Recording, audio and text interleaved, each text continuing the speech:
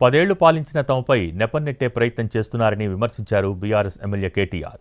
2014కు ముందు కాంగ్రెస్ పాలన ఎలా ఉండేదో గుర్తు చేసుకోవాలని అన్నారు. తెలంగాణలో సాగునీరు లేదని చెప్పారు. ఇక కరెంటు మాట చెప్పనక్కర్లేదన్నారాయన. కేటీఆర్ వ్యాఖ్యలకు డిప్యూటీ సీఎం భట్టి కౌంటర్ ఇచ్చారు. RWS పథకం ద్వారా ప్రతి గ్రామానికి నీళ్లు ఇచ్చిన ఘనత తమదన్నారాయన. తాము ఎక్కడెక్కడ నీళ్లు ఇచ్చామో లెక్కలతో సహా చెబుతామన్నారు భట్టి.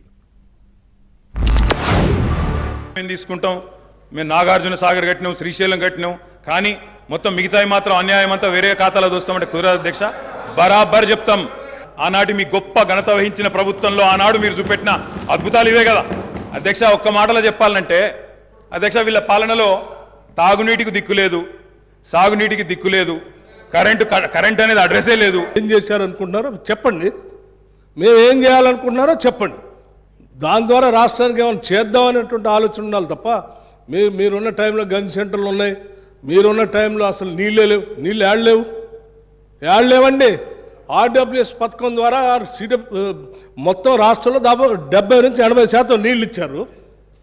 మా ఆదిలాబాద్ నుంచి నేను ఖమ్మం వరకు చెప్తాను. నేను ప్రతి ఊరితో సహా లెక్కలతో సహా చెప్తాను. చివరి గోండుగూడెల్లో కూడా మీరు చెప్పినటువంటి RWS దాదాపు 43,000 కోట్ల రూపాయలతో ఖర్చు పెట్టారు.